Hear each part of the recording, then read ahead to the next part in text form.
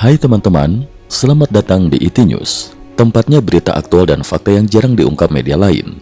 Yuk dukung kami dengan cara subscribe, like, komen, dan share, supaya lebih banyak orang tahu apa yang sebenarnya terjadi.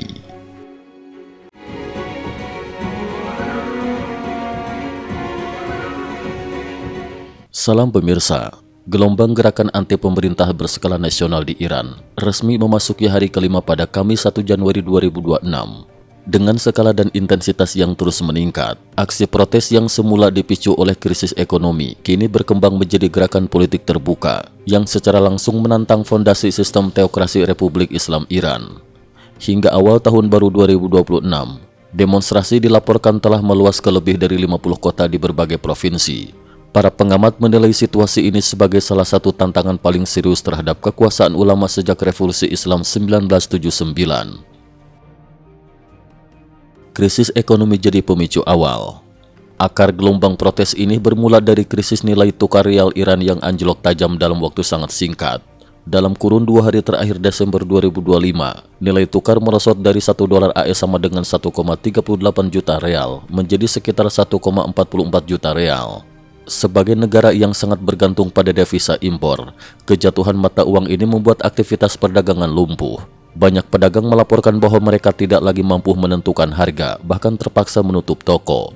Menariknya, demonstrasi awal dipimpin oleh kalangan pebisnis dan pedagang, sebuah fenomena yang relatif jarang terjadi di Iran. Hal ini menandakan bahwa krisis telah menghantam kelas menengah dan kelompok ekonomi mapan, sehingga mengubah struktur ketidakpuasan publik secara mendasar. Dari protes ekonomi ke seruan ganti rezim. Dalam waktu singkat, tuntutan ekonomi bertransformasi menjadi seruan politik radikal. Di berbagai kota, massa terdengar meneriakkan slogan seperti tumbangkan diktator, kami nikmati hidup raja.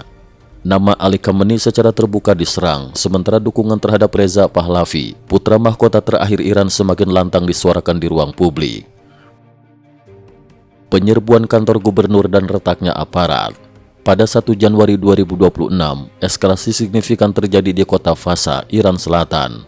Massa demonstran menyerbu kantor gubernur dan berhasil masuk secara paksa. Dalam peristiwa ini, Garda Revolusi Iran (IRGC) dilaporkan menolak perintah untuk melepaskan tembakan. Bentrok di kota suci Qom dan wilayah strategis. Ketegangan juga merambah Qom, kota suci yang selama ini dianggap sebagai jantung ideologis kekuasaan teokrasi Iran. Bentrokan jalanan dilaporkan pecah di beberapa titik.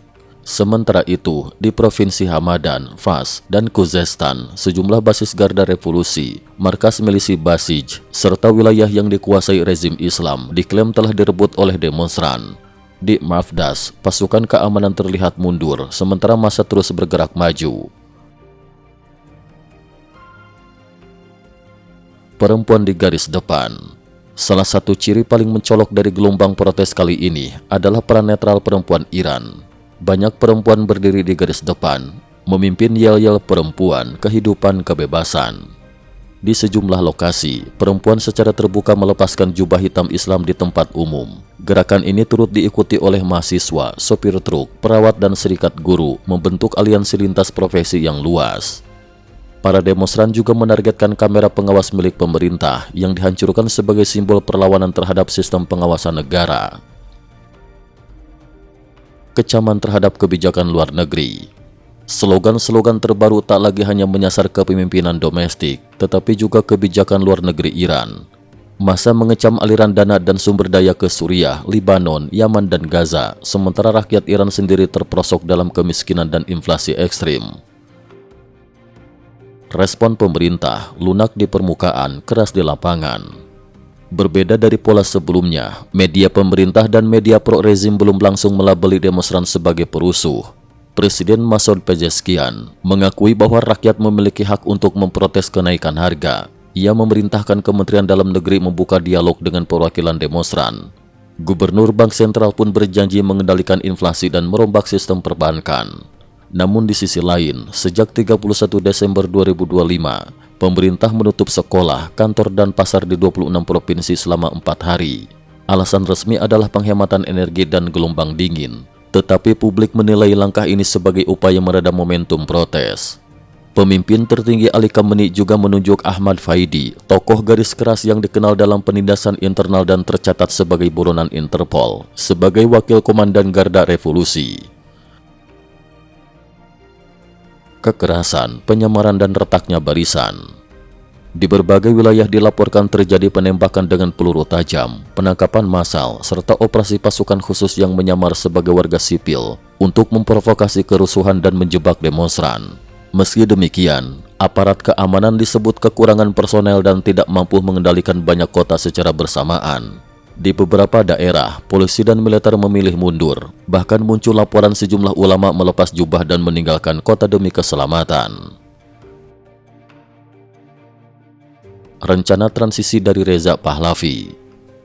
Dari pengasingan selama 46 tahun, Reza Pahlavi meluncurkan rencana pemulihan Iran pasca rezim. Ia mengusulkan masa transisi darurat 3 hingga 6 bulan untuk menjaga pasokan air, listrik, dan energi, serta menyiapkan program kebangkitan nasional.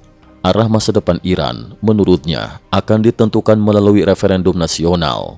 Ia juga menjanjikan amnesti bagi aparat keamanan dan pejabat tingkat bawah. Disebutkan bahwa puluhan ribu anggota militer dan polisi telah diam-diam menyatakan dukungan, menjadi faktor utama keraguan pasukan di lapangan. Tekanan internasional dan peran Amerika Serikat. Dalam konflik Israel-Iran tahun sebelumnya, Israel dilaporkan mengerahkan sekitar 200 jet tempur untuk menyerang markas komando Garda Revolusi, menewaskan perwira tinggi dan melumpuhkan sistem komando militer Iran. Tekanan ini diperkuat oleh manuver diplomatik Amerika Serikat. Presiden AS Donald Trump menilai kebutuhan paling mendesak rakyat Iran adalah kebebasan informasi. AS dilaporkan membantu warga Iran menembus blokade internet, memungkinkan video protes menyebar luas. Trump secara terbuka mengecam penembakan warga sipil Iran, menyebut situasi ini sebagai momen Tiananmen yang justru mendongkrak semangat demonstran. Ia menegaskan tidak ingin terlibat perang berkepanjangan, namun tidak menyesalkan jika rezim teokrasi anti-Amerika runtuh oleh gelombang rakyatnya sendiri. Reaksi global dan retaknya aliansi otoriter. Seorang akademisi ilmu politik AS, Satz, menyoroti ironi global. Kelompok yang selama 2 tahun lantang mengutuk Israel di berbagai kota barat, kini menghilang saat perempuan Iran dipukuli, dipenjara bahkan dibunuh. Menurutnya, krisis Iran membuka wajah asli aktivisme ideologis yang selektif. Dukungan terhadap rakyat Iran kini menggema hingga Jerman, Amerika Serikat, Arab Saudi, Prancis, Kanada, dan Inggris. Seorang warganet Arab menyatakan solidaritas penuh dan menyerukan kebebasan bagi Iran.